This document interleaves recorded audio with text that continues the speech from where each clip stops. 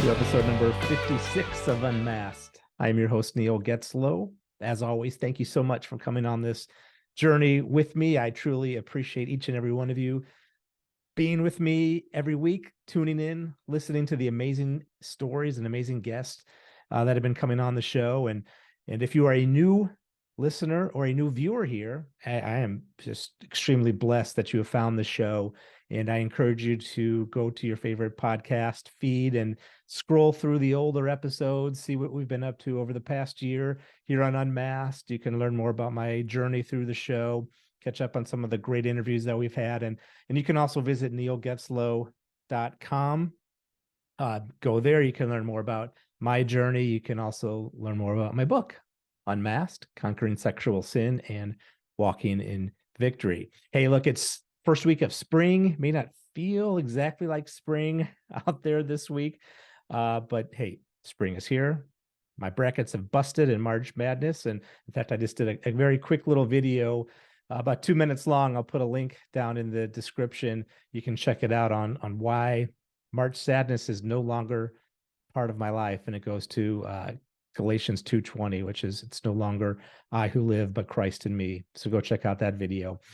All right, so let's get into today's interview. And this is going to be a hard show to listen to. I'm not going to lie. And there's going to be some very graphic language in today's show. So if you're listening with little kids, just a heads up for that. It's not throughout the whole thing, but there's a certain section in there. So just wanted to give you a heads up on that, because today we are talking with Heidi Olson. And Heidi is a sexual assault pediatric nurse examiner at Children's Mercy Hospital in Kansas City. And Heidi just bears her soul with us this week and talks about, with incredible insight and often in heartbreaking details, about what she hears when she's talking to kids that come into her unit at the hospital who might have been sexually assaulted.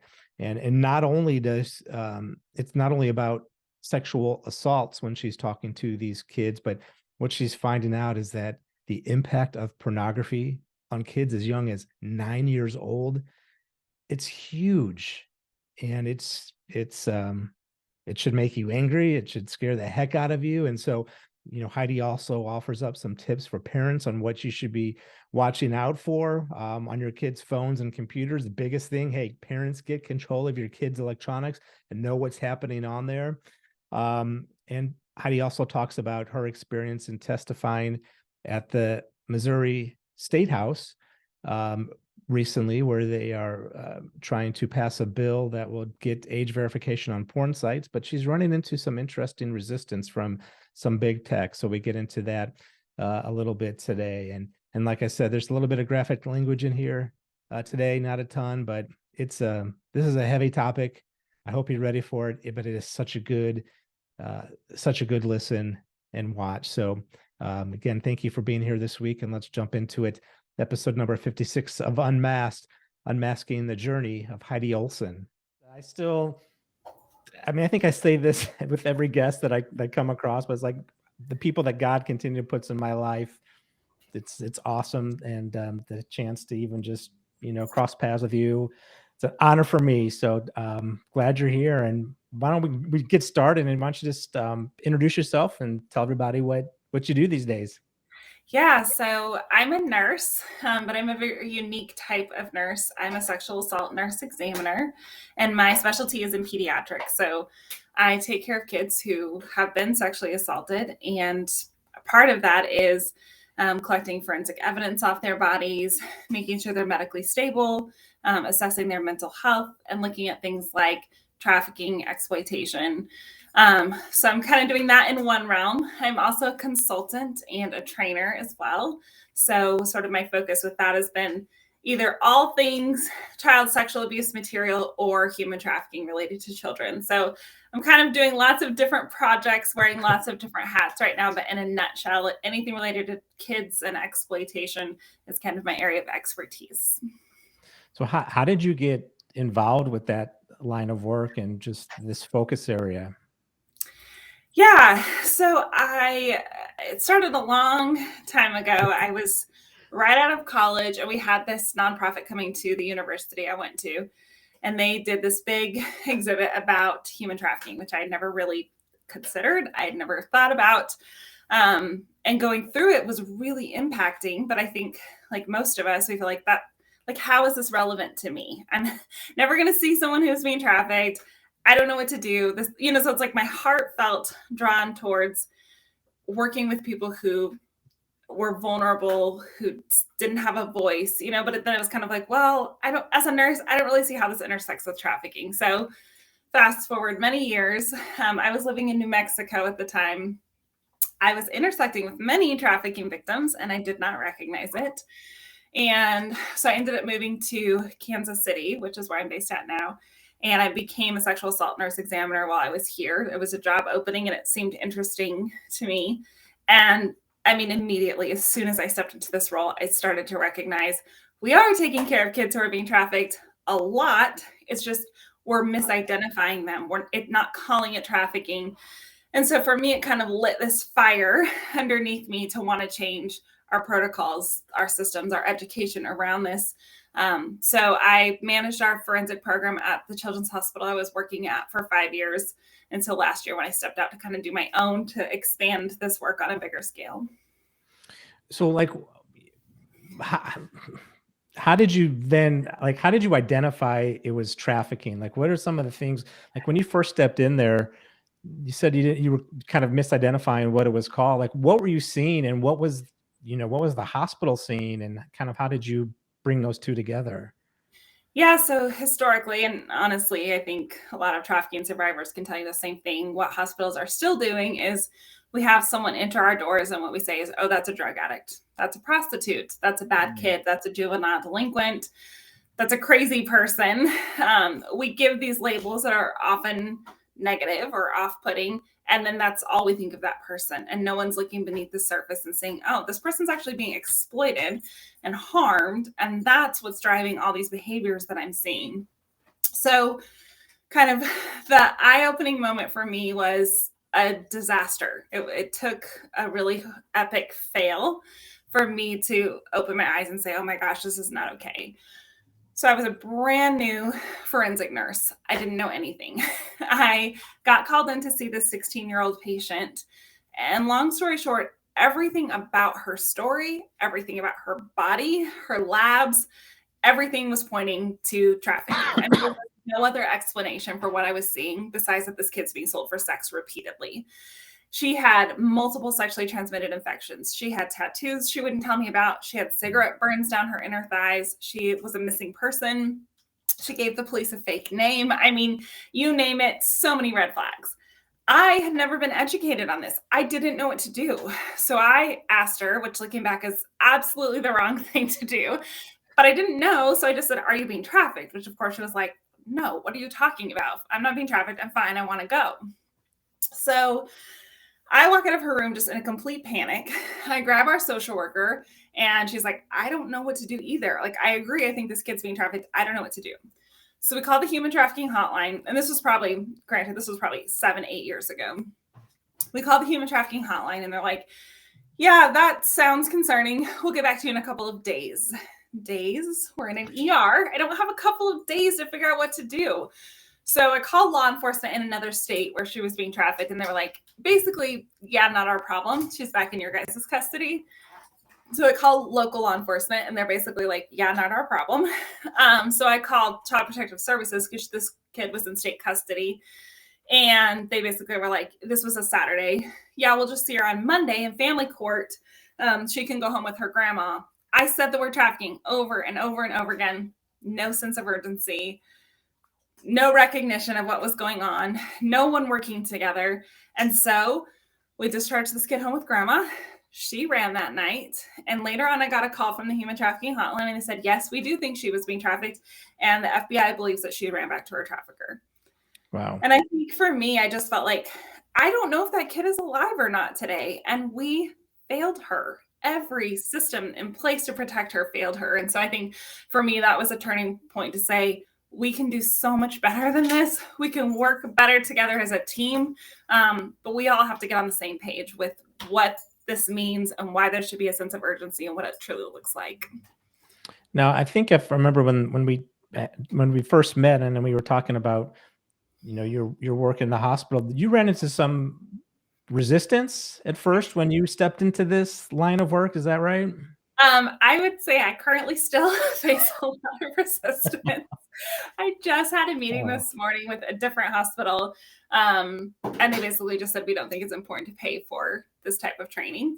So really? it's constant. I would say more. I get way more no's than I get yeses from hospitals. But yes, when I first stepped into this with my hospital that I was working at, the boots on the ground, the frontline people were like, yes, we need this education. We're seeing it. Go, Heidi. And then people above me, for whatever reason, were behind the scenes, behind my back, trying to shut down these efforts. And so it was like two steps forward, one step back constantly. And even to this day, I wouldn't say that I've ever had an experience with a hospital where it's like, yes, open arms, we're all in.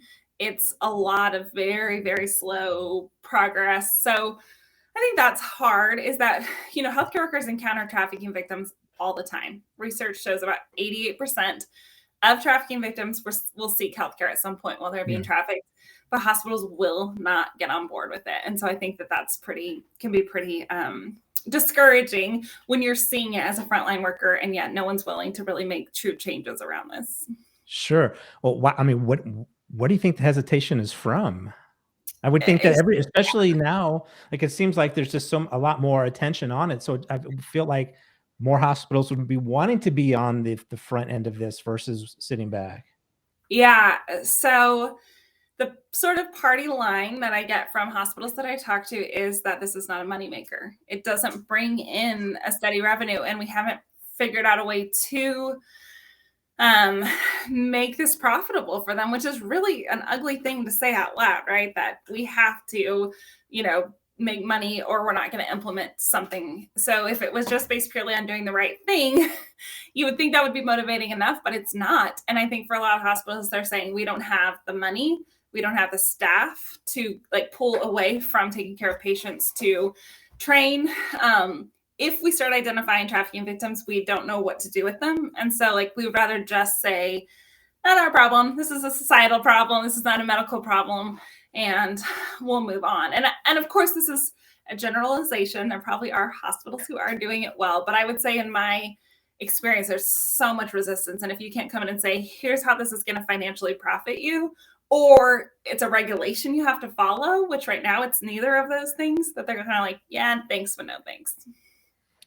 Do you see that, uh, say there's no regulations right now, do you see a movement underway to maybe put some of these regulations in place for hospitals to be able to watch for these things? Yeah, I do think so. So there are many different organizations within the medical world that are saying, hey, human trafficking is a big deal and it does need to be on our radar. So I think it's moving towards actual regulatory bodies saying to hospitals, hey, to meet this certain standard, you have to start doing this with trafficking. I hope that starts to happen. There are laws in certain states that have passed saying we're mandating human trafficking education for healthcare workers. But again, I think sometimes the problem is that the quality of that education is not great. So right now, Missouri has a law that's being proposed saying hospitals have to give at least 20 minutes of trafficking training. 20 minutes, that's it. You can't Hmm. even possibly get through what trafficking is, much less how to screen for it, how it's different Yeah. between kids and adults, exploitation, all these things, why it happens, what to look for, like how to report it. You could never cover that in 20 minutes. You can barely cover it in like 8 hours. So I think if we really want our staff to be well equipped, we have to not make laws that don't make sense, that aren't evidence based as well. And so I think that's part of the problem too is, okay, great. We'll give 20 minutes of education. Awesome. We did our due diligence and we're still going to continue to miss trafficking victims because we haven't actually wanted to invest in processes that bring about change. Yeah, 20 minutes isn't gonna cut it. I had the opportunity to sit in on the Citizens Academy that, the Human Trafficking Training Center did a few weeks ago, and that was a 6-hour thing, and we just barely scratched the surface Yes, on the whole topic. So, yeah, I'm not sure how much 20 minutes is gonna do, agreed. um, in this world, but, so, like, So as you're in the hospital, like what do you see, is this becoming, I guess, people more aware of this um, as an issue? And as you're talking to people, or are you seeing more incidents of kids who are maybe trafficking too? It's not even trafficking, maybe kids who are being exploited, through, online images and that kind of thing. Yeah, that's a great question. So the first piece, like, are people becoming more aware? I would say yes and no. I think I think people's perception of trafficking at a baseline, especially with healthcare workers, is incorrect. So I think people are thinking, oh, someone has to be forcibly abducted and like thrown into a white van and taken to, wherever, an international sex trafficking ring. And that's what they're looking for, which is never what our patients look like who are being trafficked. So I think we have healthcare workers who are in that realm that are like, this is what I need to look for. And it's like, oh, no, no, no, no, no. The patient in front of you who just overdosed on meth, that's who we need to be looking at. So I think that there's still sort of this disconnect that the word trafficking is getting thrown around, but what we're attaching to it is not correct, especially in the healthcare realm. But I think also, we, specifically where I worked at, we started to identify more and more kids and these really large numbers. But the part of it that I think is unique is that we were screening for it. So I don't know if trafficking, true trafficking with a kid exchanging a sex act for something, I don't know if it's skyrocketing or we're actually using effective tools. But Right. I would say the online component, 100%, whether we're talking about sexual abuse, exploitation, child sexual abuse materials, I mean, that part undoubtedly is skyrocketing for sure. Yeah, and I think that's a good point that you raised too. And this is what I've learned, right? Like, because I used to have that perception of what a sex trafficking victim looked like, which is, yeah, it's the van driving real slow next to the school bus, or at the school bus stop, or through a neighborhood, and then snatching someone off the street, and it just doesn't look like that anymore. And Right. which is scary. And my journey, and I was on the other side of the equation of this for so many years. And I think that's the thing that I wish I would have known earlier, right? That maybe that I would have made some different decisions going forward if I had known most of these, most of the women and being in prostitution and that kind of thing. They're forced. They're Right. being trafficked. Right. I mean, I feel that way even as a nurse, that I look back at patients and think, oh my gosh, I missed that. Like, I had an opportunity and I didn't, because just like you're saying, I didn't know. And so instead of like, oh, this is just a juvenile delinquent, moving on to our next patient and absolutely missed the signs. So what are those signs that someone is being trafficked? What are you looking for, and has that changed over the years, for as long as you've been doing this? Yeah, so it's interesting because what we see is it's really different with adults versus kids. So with a lot of kids who are being trafficked, it's not as overt. Like, it's not in your face as much as it is with adults. If you know what to look for with adults, a lot of times you see it and like something's not right. That's probably a situation of exploitation or trafficking. But with a kid, it's a lot harder to pick up on. And I think part of it is just they haven't been exploited for as long. They are still being groomed into it. I think in some ways too, there's still this childlike innocence to them. Their brains aren't fully developed. So there's a lot of reasons why they don't always present in the healthcare setting as overtly as an adult does. And a lot of times they actually come in alone. So a trafficker might drop them off, or maybe they don't even have a trafficker. They're just exchanging sex to survive. Say they're homeless or they're on the run. Um, so it does look a lot different with kids. And the ways, what we have looked for is we have found kids who come in for a sexual assault disclosure are really high risk for being trafficked or exploited. So if they say, I'm coming in because X, Y, and Z happened, we actually ask them questions about trafficking. And a lot of times we'll get a disclosure out of kids that there's some type of exploitation happening. Unfortunately, I think with a lot of kids today, exploitation is so normalized in their world, they don't even realize that what's happening is not healthy or normal. So, like sending nudes, kids can't consent to that. That is exploitation.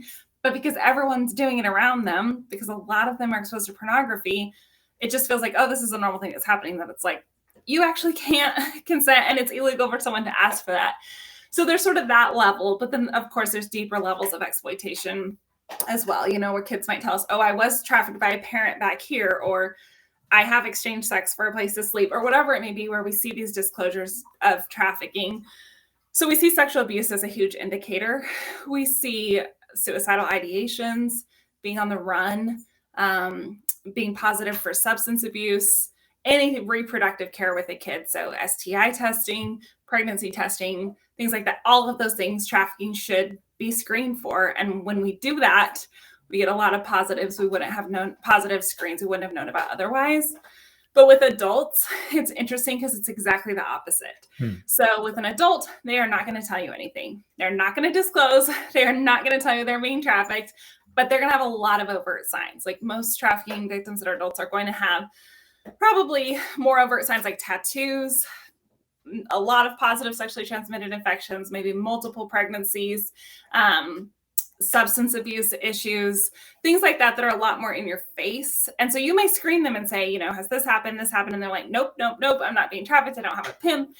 Everything's fine over here. But then you're seeing on their body and in their demeanor and in sort of their labs and their history, something is off.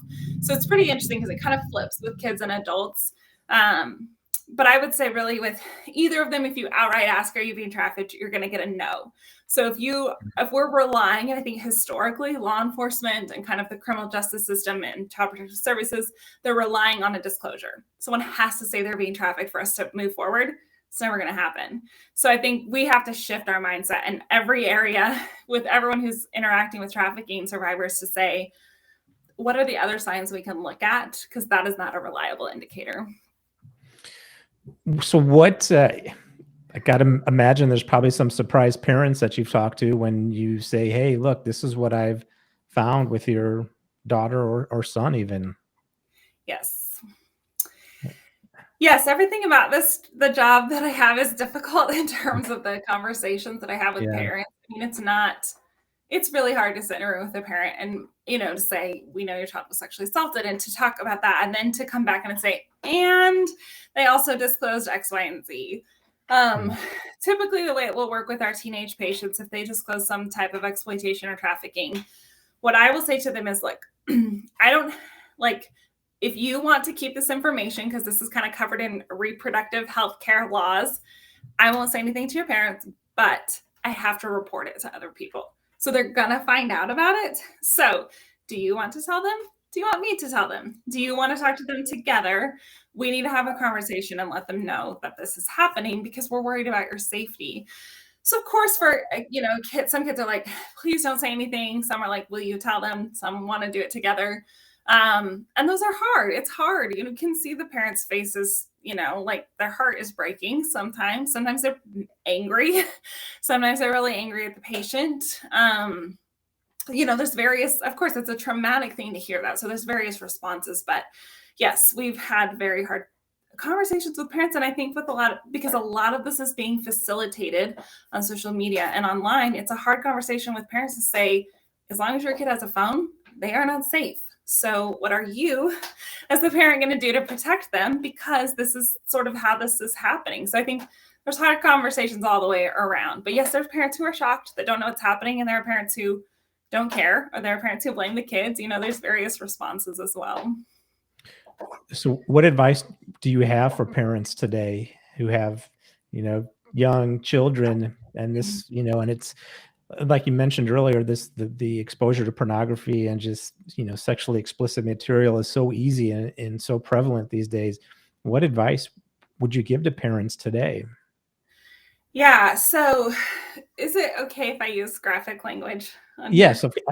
It is. This is, for sure. Okay. For sure. So I want to be real in that I think for a lot of parents, they think if I give my kid a phone, they'll be okay. I'll monitor it. It's no big deal.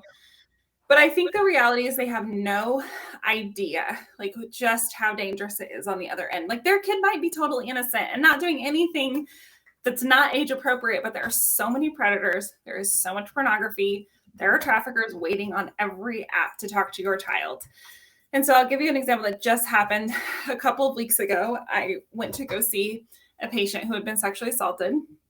And this was a 9-year-old female. And what she disclosed, she was talking about her assault, and she said, I never knew what cum tasted like until today. A 9-year-old said that to me, and I was like, okay. So Ugh. I stepped out and talked to her mom, and I said, how does she know the word cum? Because that's a word that's used in pornography, right? Like, that's not something a 9-year-old should know or should be having that kind of context for anything sexual. Um, it'd be normal for a 9-year-old to say there was wet stuff in my mouth. That would make sense. So I said to the mom, has she been exposed to pornography? And the mom said, oh, yeah, she has been looking at pornography on her phone with her cousins. And she had a phone. The kid had a phone in the hospital room. I was like, okay, so this is problematic on so many levels. Obviously, this child was assaulted, and that's completely a separate issue, but her context for it has been pornified. She's using pornography type of language to describe what's happened to her. So that was really concerning. The mom said this 9-year-old had also been inquiring about shaving her pubic hair because she's 9 and she's looking at pornography, and no one has pubic hair in porn. So I think that what you have to understand is this is a normal, like, kid is not an outlier. I see these kind of situations all the time. That same week, I got a phone call from a doctor's office who wanted to know what to do with an 11-year-old boy who had an object inserted into his rectum that they couldn't get out. And the parents, and I quote, said he is addicted to hardcore pornography. And so they were like, what questions do we ask? What do we do? He's clearly acting out.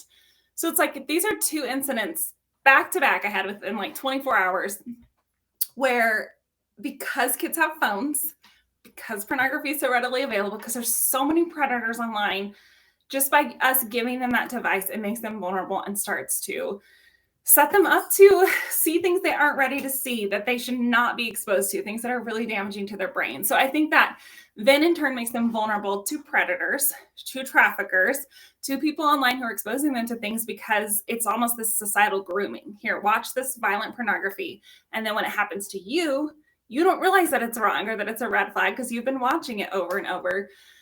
So I see those types of scenarios all the time, all over the United States. So it's not just sort of this anomaly, but I think because we don't talk about it very often in our society, and because a lot of this is happening with juveniles, so we can't really like put it on the news.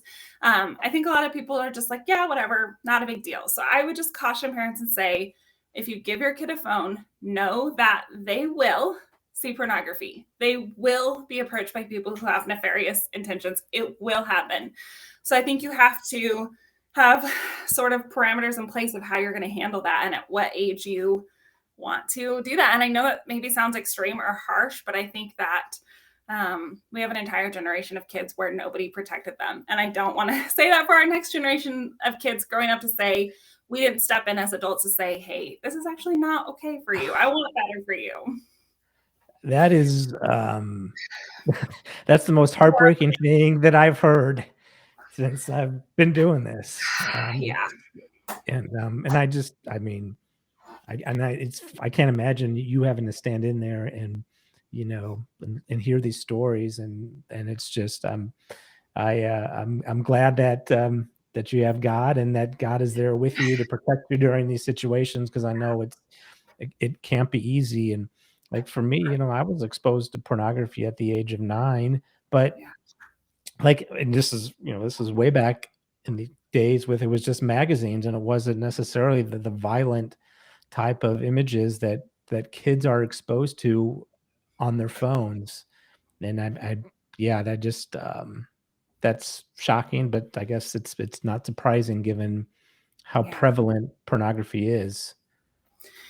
Yeah, it's horrifying. And I think in those moments I want to like walk into a closet in the hospital and just like scream Yes, into my hands, because I just I'm feel like, sure. what can I do to help like mitigate this harm that I'm seeing happen? And I agree. I think if I did not have hope, if I did not have faith, I think that I would feel so overwhelmed and so heartbroken all of the time to see these atrocities happening, and to feel like there is no redemption and there is no hope, but there is. And so I think that has definitely been really kind of one of the only things that make all this horrible ugliness tolerable, is knowing that we have redemption, we have hope.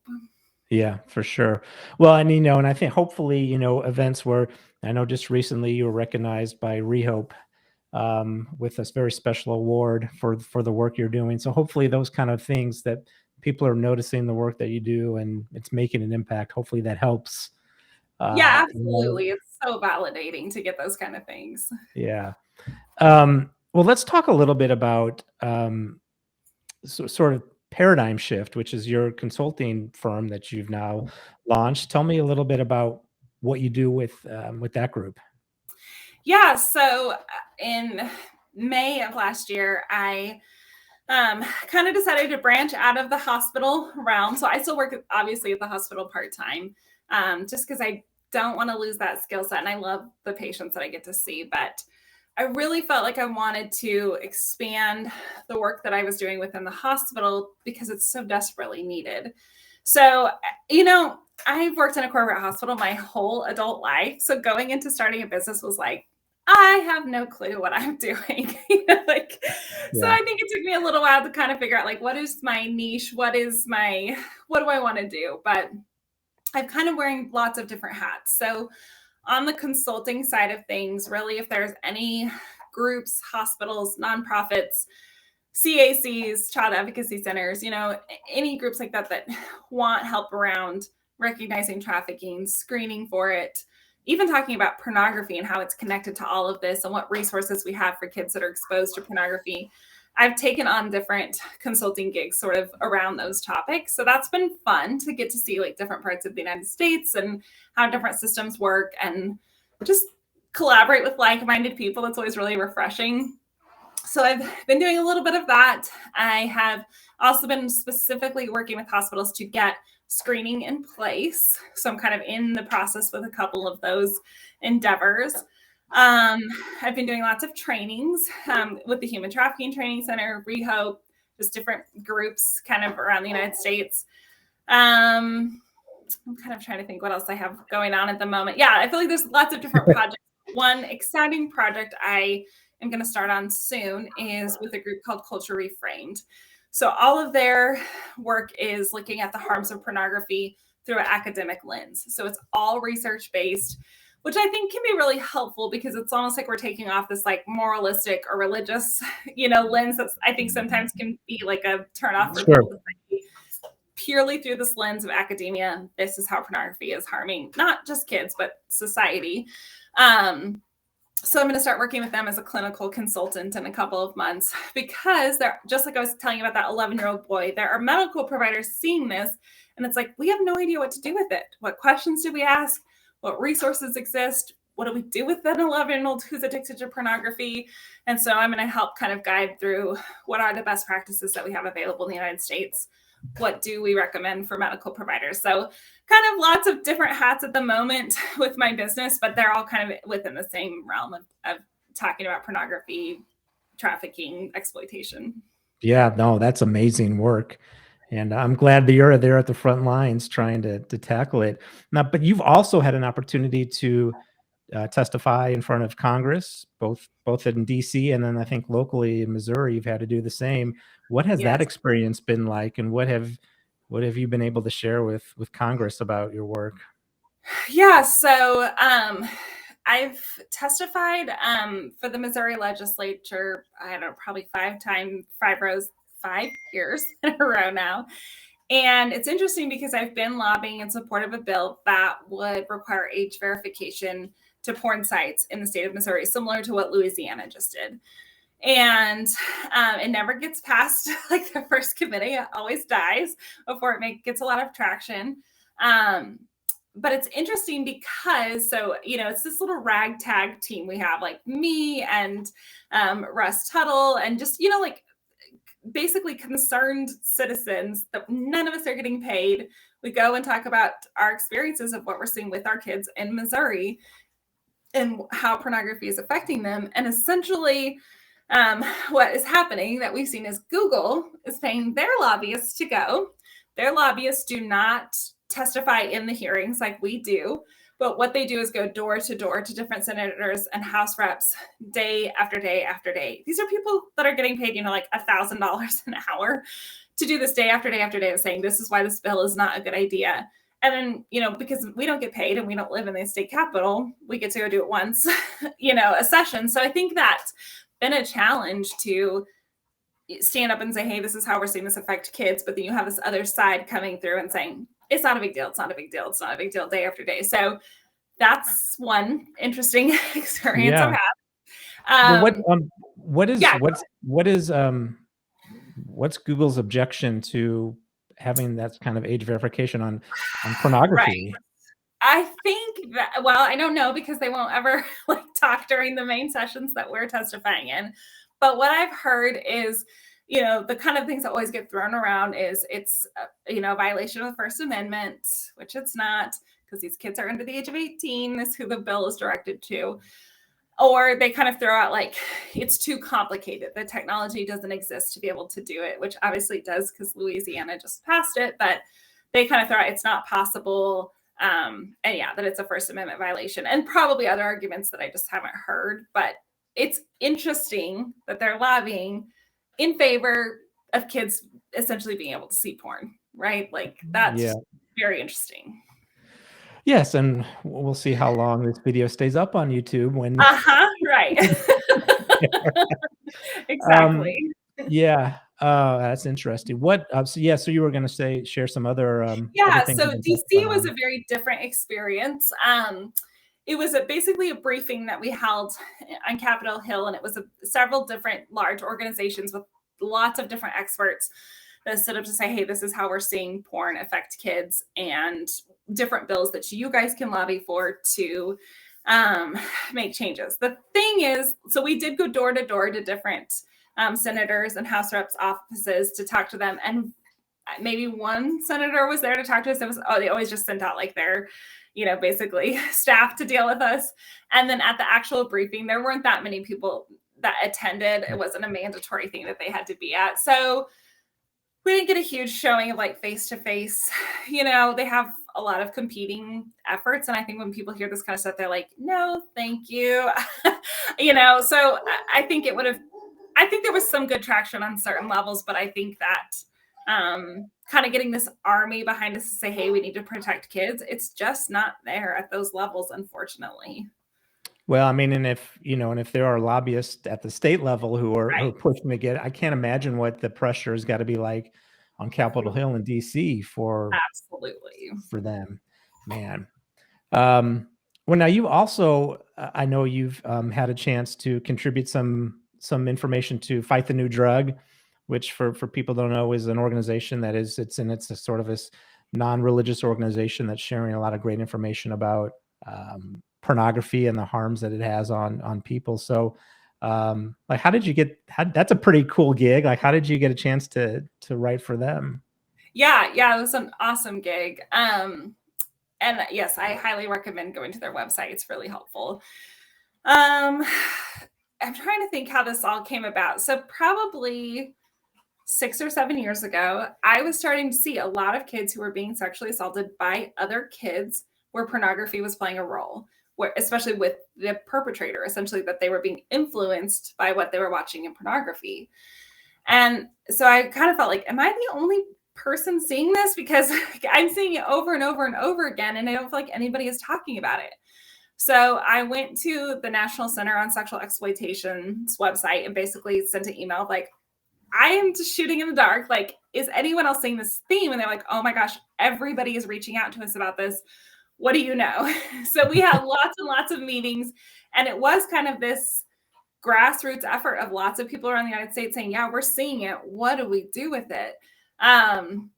So that kind of led me to having a little bit of a platform at one of their conferences to say, hey, this is the issue I'm seeing. Is anyone else? So I was connected with Fight the New Drug at that conference, and then they ended up reaching out to me a couple of times over the last few years, specifically write articles about what I'm seeing as a nurse. So I think that that's been a really cool opportunity, because they do have such a huge platform and just such a really, amazing wealth of content on their website. Yeah, and I guess we also got to talk about Exodus Cry. which is Yes. another big organization. They've had some massive success in taking down Pornhub or starting to dismantle Pornhub and getting credit card companies involved and all that kind of stuff. And you had a chance to, or podcast probably isn't out yet, or is it It's coming not out? out yet. Okay. Tell me about that experience in meeting with that group. Yeah, so Exodus Cry does. They started off doing a lot of anti-trafficking work. For anyone that's not familiar with them, they're a nonprofit, and they've created a lot of amazing documentaries. And so they've kind of moved, which I think is sort of the logical realm, that you go into the trafficking world and you realize, oh my gosh, pornography is like, they're just hand in hand, these two industries. And so they've kind of moved from trafficking into raising awareness about the porn industry and just the harms of porn. So I knew about their work. I was familiar with it. But Benji, the director of their documentaries, he created one called Raised on Porn, which is excellent. If anyone hasn't seen it, it's really good. It's on YouTube. And so there was a news article or like a news video clip, where I was interviewed about the trends that I was seeing, and he had seen that online. So he pulled that and put it in the documentary. So I didn't realize that I was in their documentary until a friend of mine was like, hey, have you seen this? So Benji happened to be in DC while I was there testifying, and he was like, I've seen you before. And I was like, yes, I'm in your documentary. That's So crazy. we started chatting, and he was like, oh my gosh, that's so crazy. So that's sort of how that relationship, formed, is us talking through the trends we're seeing around this. And so they invited me out to record a podcast a couple of weeks ago, and it's not out yet. That was a really cool experience. Yeah, no, I'm sure. I mean that, and I've seen that Raised on Porn documentary, and that's basically that. That could have been my story just as easily. I mean, a lot of the things that they talked about in there were the things that I went through when I struggled with pornography, and it's like, and I think that's the thing that's hard now is, but as I tell my story more and more open with it, how many men now have come up to me and said, I'm struggling. And it's just like, it's just over and over again. And it is hard. And I'm not sure, I think Exodus Cry, I mean, that's where they need to be, the battle to slow down the demand. But pornography is just so prevalent, across every demographic and Yes. just everything. It's yeah, it's a long struggle. Yeah, it is. And I think what I really appreciate about the documentary is how well it connects the dots between pornography influencing sex buying. Because I think there's this myth in our culture Yeah. that's almost like, well, everyone looks at porn, but like not everyone pays for sex, But to see that connection of like, it definitely is influencing those who are paying for sex, I think was really a powerful way that they did that. Yeah, and I mean, and it's true, and it is sort of like this gateway drug when you start at porn, and then it can open up new avenues. That maybe it's going to strip clubs, and then it's just taking it further and into different levels, and ultimately sometimes it ends up in looking for prostitutes online. And again, like we talked about, a lot of those women are trafficked. So that's what um, I love this quote from Russ Tuttle that he's been sharing. I'm going to get it wrong, and so I apologize, Russ. I'm going to get this wrong, but it's like he said, every time that you click on a link that for pornography site, you are contributing to sex trafficking. Now, maybe Yeah. you're not actually out there buying a traffic victim, but that link is going to change the algorithm. It's going to contribute 2 cents to some group, to some producer, but somehow you are contributing to sex trafficking when you view pornography. Like, Yeah. wow, when he said, and the first time I heard him say that, I was like, whoa, man, that was such a heavy comment, but it's so true. Yeah, it's powerful. Yeah, and I think there's a disconnect that people think like, I'm looking at porn, it's not that big Yeah. of a deal. I'm not doing that over there, when it's like, yes, these two things, like they have this absolutely symbiotic relationship. Yeah, for sure. So, so as you look ahead for yourself, where do you see your focus area maybe going over the next year or so? Are you staying in the same lane? Do you have new opportunities coming up? Yeah, that's a great question. So I feel like the doors that have opened for me over the last few months are a lot of consulting around these very topics, either problematic sexual behavior related to pornography or around sort of how to recognize trafficking. And I feel very comfortable with both of those realms and lucky to be able to do that as a job, as hard and dark and heavy as it can be. I really feel called and, blessed to be able to be in this space. And I feel like every time I've wanted to quit or get overwhelmed or someone says no, I really feel like, and I'm like, okay, I'm done. Like, I just want to go work at Target and stock shelves and pretend like none of this exists. I feel like God opens another door. I'm like, nope, I want you to move through, the store and go this way. So right now, kind of what's on my plate is quite a bit of consulting around those things, which I think is where I need to be. And, if that changes and evolves, I'm pretty flexible, but I'm excited and kind of open to see what partnerships continue to form.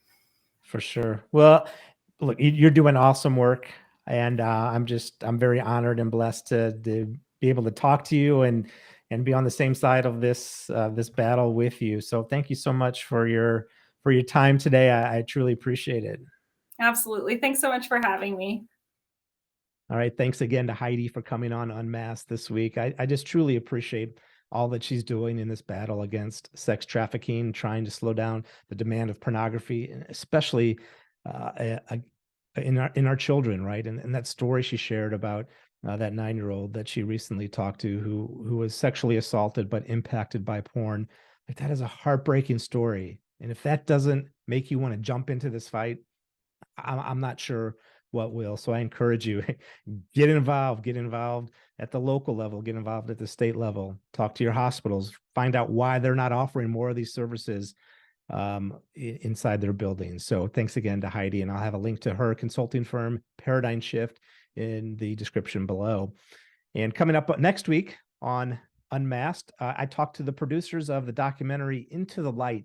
Into the Light is a film that talks about the dangers of pornography, and it is something that can be used as part of a small group to help people overcome their pornography addictions, all within a Christ-centered program. It's a really cool documentary. These guys have an awesome story to share. They've been impacted as well by it, and that's why they put this movie together. And it's 100% crowdfunded, which is the most impressive part. So look for that coming out to your favorite podcast or on YouTube next week. All right, everybody. As always, thank you for being here and coming on this journey with me. I truly appreciate each and every one of you. I'm just so very blessed that you were here with me this week. And just remember, Jesus did not come to hang out with the saints and the righteous of the world.